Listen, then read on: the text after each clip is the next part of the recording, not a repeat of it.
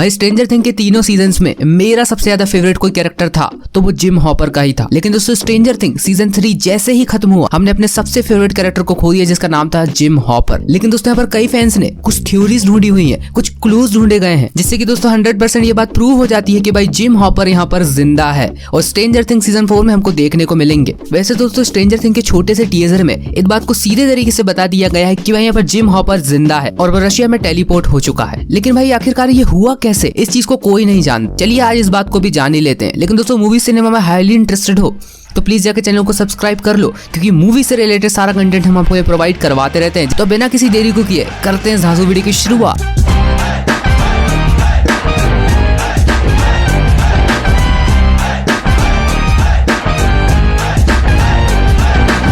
भाई नेटफ्लिक्स ने खुद ने ये कंफर्म किया है कि अभी भी जिम हॉपर जिंदा है और वो रशिया में टेलीपोर्ट कहीं हो चुके हैं और अपनी सजा काट रहे हैं रशिया में। इससे पहले कि दोस्तों इस वीडियो में हम आगे बढ़े, हम ये जान लेते हैं कि आखिरकार जिम हॉपर और जॉयस बायर्स वहां पर पहुंचे कैसे। डेस्टिन के एक छोटे से डिवाइस के कारण आखिरकार ये पता चल ही जाता है कि यहाँ पर रशिया कुछ साजिश रच रहा है अमेरिका के खिलाफ। और दोस्तों इन सब चीजों को थोड़ा और इन्वेस्टिगेट करने के बाद आखिरकार ये पता चल ही जाता है कि भाई यहाँ पर रशिया उसी गेट को रीओपन करने का इंतजाम कर रहा है जिसके लिए बहुत ज्यादा स्ट्रगल लगा था सीजन 1 में। जॉयस बायर्स और जिम हॉपर वहां पर इस गेट को बंद करने के लिए चले जाते हैं, लेकिन यहाँ पर हम अपना सबसे फेवरेट कैरेक्टर खो देते हैं जिसका नाम है जिम हॉपर। स्ट्रेंजर थिंग के क्लाइमेक्स के सीन के दौरान ग्रीगोरी को एनर्जी मशीन में फेंक दिया गया था। तो जॉयस बायर्स जैसे ही इस की को घुमाने वाली थी तो वहां पर हमने हॉपर को जिंदा अच्छे तरीके से खड़ा होते हुए देखा था। और यहाँ पर दोस्तों इस सीन को इस एंगल से हम बहुत ही ध्यान से देख सकते हैं कि यहाँ पर हॉपर को कुछ भी नहीं हुआ है। लेकिन दोस्तों जैसे ही मैंने उस टीजर को देखा तो यहाँ पर मैंने क्लाइमेक्स का सीन बार बार रिपीट कर देखा और मुझे यहाँ पर एक बहुत ही फैंटास्टिक चीज मिली है। भाई जैसे ही मशीन यहाँ पर एक्सप्लोड होने वाली थी तो यहाँ पर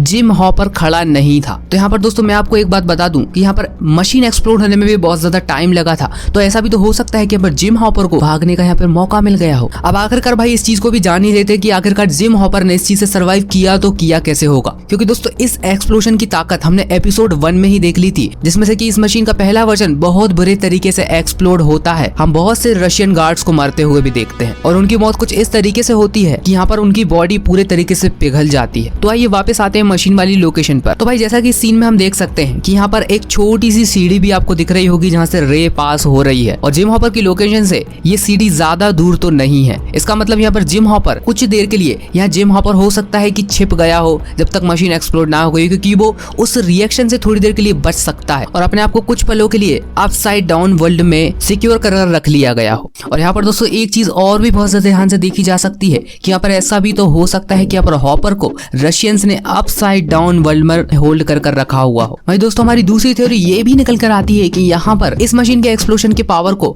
हम यहाँ पर इस फर्स्ट एपिसोड में भी देख सकते हैं कि भाई यहाँ पर इस मशीन का जैसे ही फर्स्ट वर्जन एक्सप्लोड हुआ था तो भाई यहाँ पर बहुत ज्यादा नुकसान हो गया था। बहुत सारे गार्ड्स भी पिघल चुके थे उस मशीन के इफेक्ट के कारण। और यहाँ पर दोस्तों जैसे ही जॉयस बायर्स कीज को टर्न करती है तो यहाँ पर हॉपर का कुछ भी ऐसा मटेरियल, कुछ भी ऐसा डस्ट वगैरह देखने को नहीं मिलता है। और यहाँ पर दोस्तों इस थ्योरी को भी ध्यान में रखते हुए इस चीज को बोला जा सकता है कि यहाँ पर हॉपर हो सकता है कि वहाँ पर सर्वाइव कर गया हो। और यहाँ पर दोस्तों जैसे ही एपिसोड खत्म होता है कुछ ही देर तक यहाँ पर बैकग्राउंड में न्यूज स्टोरी भी चलती हुई रहती है और यहाँ पर दोस्तों हमें वेलकम टू हॉकिंस की जगह वेलकम टू हेल दिखाई देता है, जिसको कि कोई ग्रेफिटाइट कर वेलकम टू हेल लिख देता है। अब दोस्तों सीजन 3 का एक क्लाइमेक्स का सीन है जहाँ पर दोस्तों हॉपर और ग्रीगोरी फाइट करते हुए रहते हैं और यहाँ पर दोस्तों हॉपर ग्रीगोरी को एनर्जी मशीन के अंदर फेंक देता है। और दोस्तों यहाँ पर मशीन में फेंकने से पहले यहाँ पर हॉपर के कुछ फाइनल वर्ड्स होते हैं जिसको कि अगर हम इंग्लिश में देखेंगे तो ज्यादा अच्छा लगेगा, I will see you in the hello. और यहाँ पर हॉकिंस को भी काट कर हेल लिख दिया गया है। तो ऐसा हो सकता है कि यहाँ पर हॉपर को फिर से हॉकिंस में देखा जाए। तो यहाँ पर दोस्तों ये भी एक बहुत बड़ा क्लू हो सकता है कि यहाँ पर हॉपर ये बता रहे हो कि मैं अभी भी जिंदा हूँ, अगले एपिसोड में मुलाकात होगी। और भाई मैं आपको एक बात और बता दूं, स्ट्रेंजर थिंग की एक ऑफिशियल पॉडकास्ट है जो कि डैन तबेस्की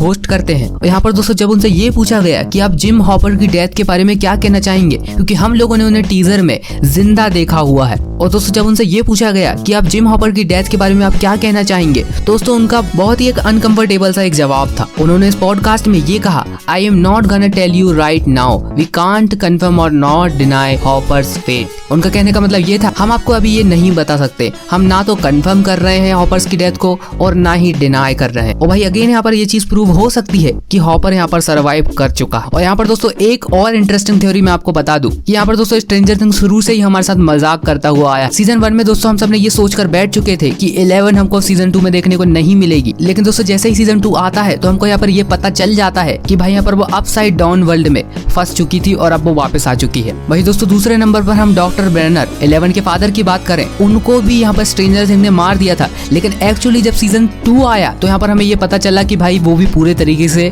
खत्म नहीं हुए हैं। उस क्रिएचर को मारने के बाद ऐसा लगा था दोस्तों कि हमको 11 अब दोबारा देखने को कभी नहीं मिलने वाली, लेकिन एक्चुअल में यहाँ पर दोस्तों 11 अपसाइड डाउन वर्ल्ड में जाकर फंस चुकी थी। जैसा कि हो सकता है कि अब हॉपर भी वहां पर फंसा हुआ हो। और यहाँ पर दोस्तों शायद आपको एक सीन याद होगा जहाँ पर 11 की सिस्टर कली यहाँ पर बैनर का एक वर्जन बताती है जो कि इसको टॉन्ट देता है, never typing to find him. और यहाँ पर इस सीन में दोस्तों इस शो के ऑफिशियल प्रोड्यूसर ने इस बात को कंफर्म किया है कि यहाँ पर हो सकता है कि वो वहां पर सच में हो। यहाँ पर दोस्तों वो कली के द्वारा कोई ब्रेन का इल्यूशन ना हो। और दोस्तों ऐसा भी हो सकता है कि यहाँ पर डॉक्टर ब्रेनर आगे भी जाकर सीजन में कोई रोल प्ले करे। भाई स्ट्रेंजर थिंग्स के खत्म होने का अपना ही एक तरीका है। यहाँ पर वो जैसे ही खत्म होता है तो यहाँ पर हमें एक छोटा सा कट सीन्स बताया जाता है जहाँ पर हमें ये पता चल जाता है कि भाई ये स्टोरी खत्म अभी नहीं हुई है। वहां पर दोस्तों अगर आप सबटाइटल ऑन कर देखेंगे तो आपको ये चीज पता चल जाएगी, नो नॉट दी अमेरिकन। और भाई शायद आपको यहाँ पर एक चीज याद होगी कि यहाँ पर रशिया शुरू से ही यहाँ पर हॉपर को अमेरिकन बुलाते हुए आए। वहीं दोस्तों यहाँ पर ऐसा भी तो हो सकता है कि डॉक्टर ब्रेनर की बात हो रही हो,